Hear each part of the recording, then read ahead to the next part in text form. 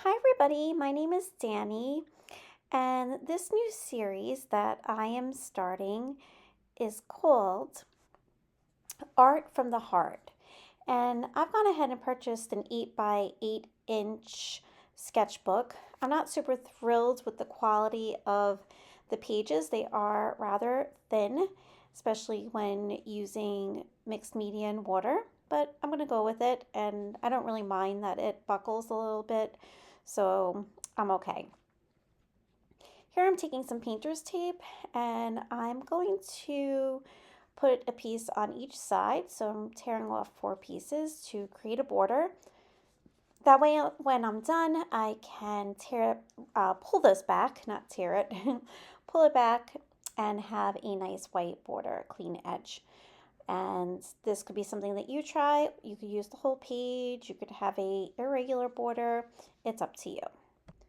I've decided to start with some Lindy's Magicals from the Victorian Bouquet series. And I have a green, a blue, and a purple here. And these are wonderful pigment powders that are activated with water. I'm just going to set them aside for my sketchbook. And this is not watercolor paper, so you're going to see that it does not spread as nicely as I would like it to. Some of you have worked with Magicals with me before, so it is going to look a little bit different. So I'm going to start by putting some water onto my paper. Again, it's really not flowing as nicely as it would if you were on watercolor paper. And with this clean brush, I'm going to dip my brush into one of the colors and start to spread it around. Perhaps you want to add a little bit more water over it to make it flow a little bit more. What's important to know is that the more water you have, the lighter the color is going to be. And the less water, you're going to have a brighter background. So in my head, I know that I am going to be adding more layers over this. So I'm going to go for a little bit more of a pastel look.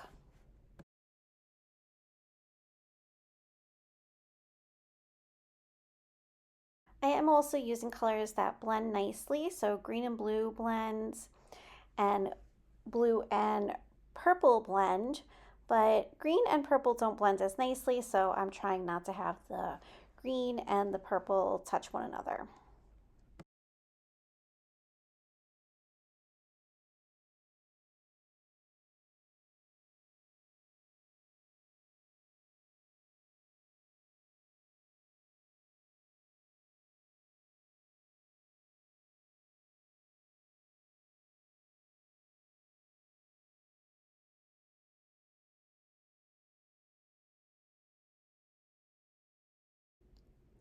So you can see if I take a peek on the back, it is leaking through a little bit. So this might be one of those sketchbooks that I only use one side. I won't be using the backs. And I'm going ahead and putting a paper towel in between the pages so that any further work I do does not leak onto the next page. So the next medium that I'm going to add to this mixed media page is pan pastels. And there's soft pastels in a pan, and you can apply them many different ways. Today I'm applying it with makeup pads. I also have a stencil here, a very inexpensive one that I had ordered off of Temu, and they've been working really well for me. So here's my makeup pad. I'm going to rub on the pan pastel. And if this is your first time doing this, I would suggest taping down your stencil because it can move around, and even with it taped, this one's a really thin one that there's not a lot of material between the cutout of the sections, so some of it might seep through. So I'm going in, I'm just doing a very light dusting,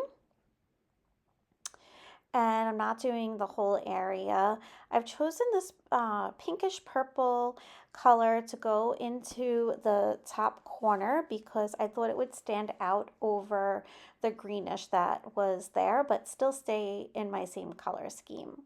So you can see how it's a little bit darker at the top and then it kind of fades down. And there was a little seepage, but that's okay. And I'm working in a studio, so I'm going to just take a hair dryer and kind of blow those little pieces of extra powder away. I do not recommend doing that if you're in your living room or kitchen or something like that. So just be cautious because these will stain. So here I'm going to do the same thing, but I'm going to switch to a blue. And again, using the makeup pad, I'm going to apply this pan pastel and add some of this blue leaf-like pattern down to the bottom corner.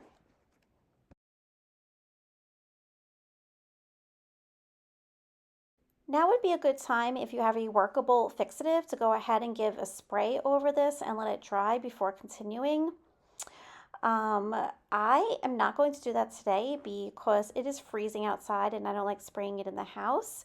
So I'm going to just try to work without doing that. So here I'm using a acrylic high fluid titanium white, and I'm going to start by painting a heart, and I'm going to be blocking out this heart in white since I have a lot of colors down already. I want the paint that I'm going to apply in a little bit to really pop out. So to do that, I'm going to start with a white and just fill it in and then let it dry.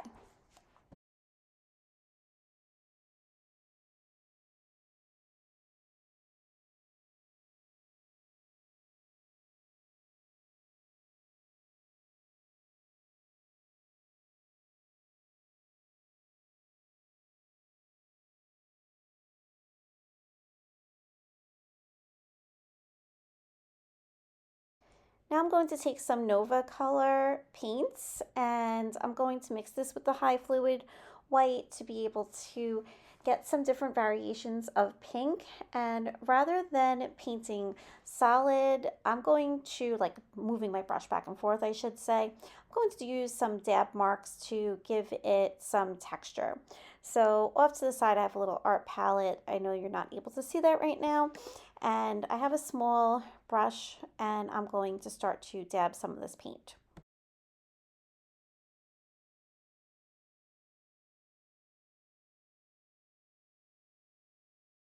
So you can see the little dab marks, and that's the look that I'm going for.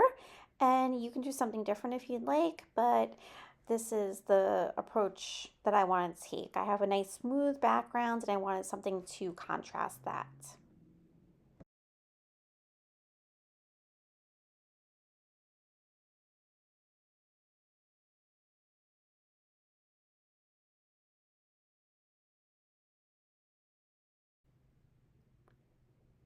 If you've worked with me before, you know that I love Zentangle, and they have many different types of patterns, and I'm going to use that in my mixed media today. So I've chosen a purple Posca paint marker. These are wonderful to draw with. And what I'm drawing right now, these series of lines, is a pattern created by Zentangle, a step out called Ravel. And I'm going to be adding a bunch of these Ravel with Posca paint markers in a dark purple and a light purple in this corner. And maybe once I start working, I'll see where I want to add. Maybe I'll continue to the right of this paper as well.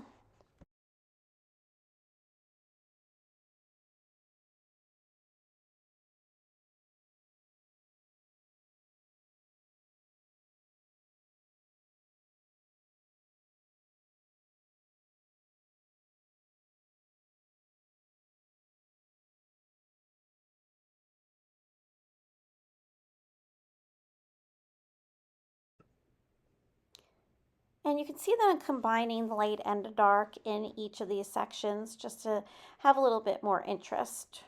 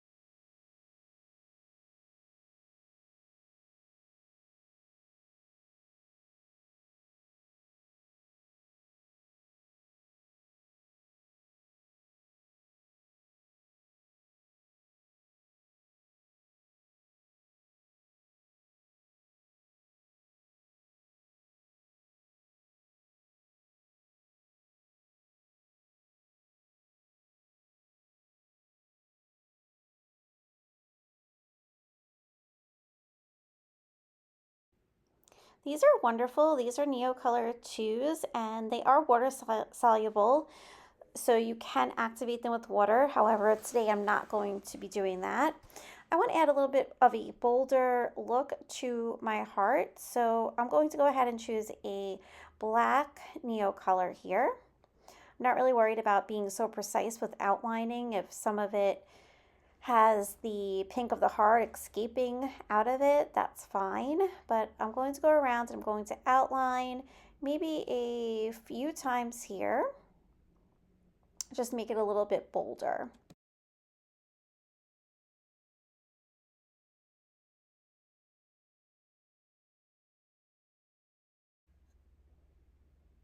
And I'm going to take this end here and make kind of like a tail, like a kite tail, but leave some space in between, going right over everything else that's there already. And it's dry, so it's okay to do that. You want to make sure you allow each layer to dry either naturally or with a hair dryer or a heat wand. And I'm going to have this come off into the taped area. Let's use a few more of the Neocolors to add some interest to our pan pastel stencil area. So I'm choosing a darker purple and adding some accents on this top left part of these leaves that we started with.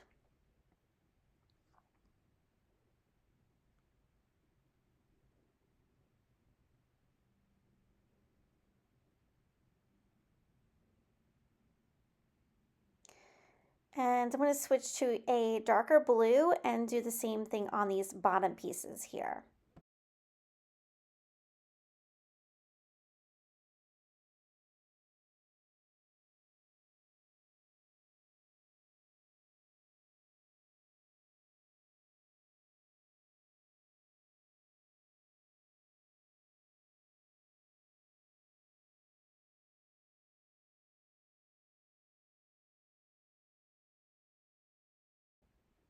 Adding highlights to any piece of artwork really brings your piece to life. So I have a white Posca paint pen here.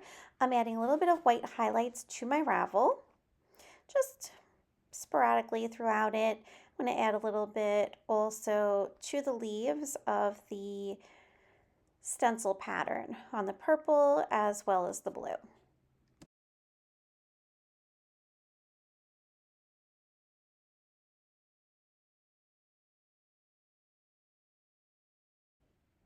I have a lot of texture on my heart already, but I do enjoy adding extra, so continuing to use the Neocolor 2, I'm going to take some pinks and purples, maybe a little bit of a peach, and scribble, literally, actually really scribble on this heart to give it a little bit more interest.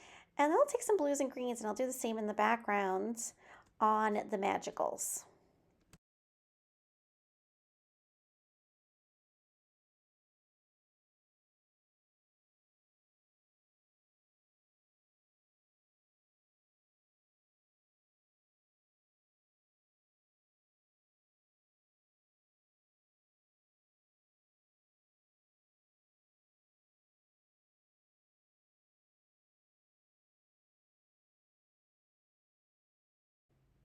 Let's go back to our white Posca and add a little bit of a highlight around our heart.